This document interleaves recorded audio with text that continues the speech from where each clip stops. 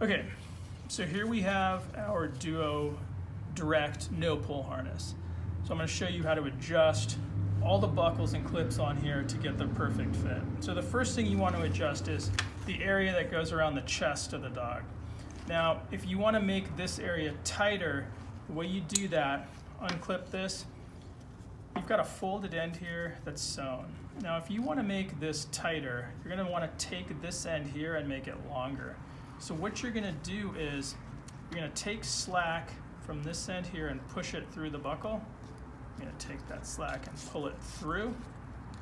You're going to push that through the ladder lock. And you're going to pull it all the way through.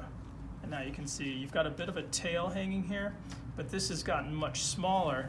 So if I clip that down and I look at it here, it's much smaller opening for your dog. Now let's say you want to make this a larger opening because it's not fitting, it's too tight. So take this end with the folded end and you want to make this shorter. So how do we do that? We're going to push it through the ladder lock until you get this nice big loop like that. You're going to want to take that slack up on the other end like this. And now what you want to do is you want to push the rest of that slack through the buckle. You're pulling it through. And then you pull it through on the other end. And now you can see that this has gotten much larger in terms of the opening. And the end here with the folded end is much shorter. So that's how you adjust the girth that goes around the chest. Now, with this harness, with the Direct, adjusting the neck opening where it cinches, open and close, it's a little bit more complicated. So I'm going to show you how to do that now. So I'm going to flip it over, and you've got this kind of shoelace system going through all these different clips and guiders and stuff here. But what you're looking for is you're looking for this buckle right here. And once you identify where that buckle is, we can move these straps out of the way.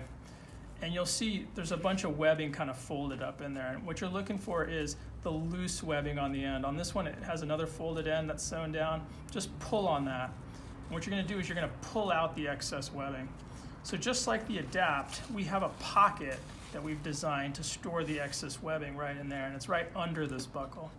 So now you've got this strap here, and what we're going to try and do is we're going to show you how to make this opening either larger or smaller. Okay, so let's say you want to make the opening larger. What that means is you want to make this end with the folded piece, you want to make this strap shorter. So again, it's just like the Adapt. You're going to want to push all this slack through this buckle. So I'm going to take this end, I'm going to push it through. I'm going to take up all this slack here.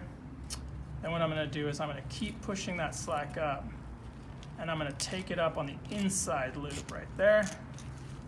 And then finally what I'm going to do is I'm going to follow this around, and I'm going to take up that slack along the outside. And what I'm doing is now is I'm adding more webbing into this shoelace system. So what it's going to do is it's going to make this opening bigger. I'm adding more webbing to this system by taking it up here. So I'm going to make this opening bigger.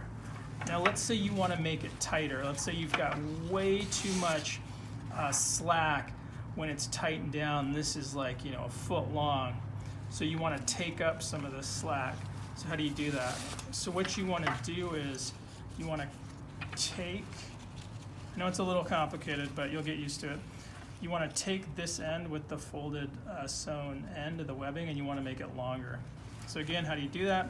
Let's say this is cinched all the way down. You want to first make a loop in here so you can get some space in there. Then what you want to do is you want to continue and pulling on this webbing.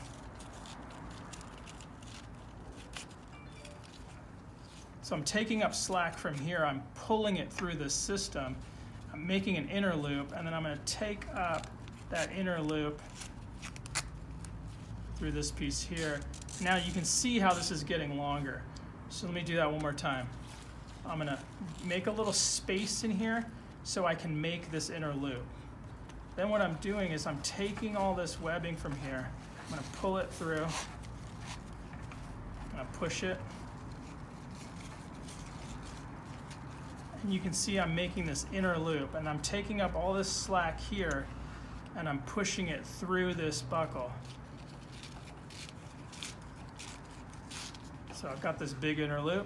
Now I pull on the outer loop. Whoops. And then I'm going to pull on this end with the folded end. Now you can see how long this strap is. And what that means is I've taken up a lot of slack from the system. So if I open it up, you can see how much smaller it's gotten. So again, just remember this. If you want to tighten the opening, make this end with the folded clip or the folded piece of webbing, make it longer. If you want to loosen the opening and make it wider, take this end with the folded piece and make it shorter. Okay, so the last thing I'm going to show you how to do is how to store all this extra webbing. So you've got all this excess webbing.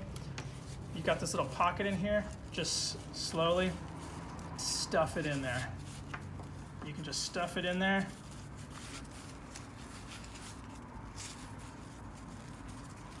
You can leave that little bit hanging out, and there you've got it nice and stored away, and it's nice and clean.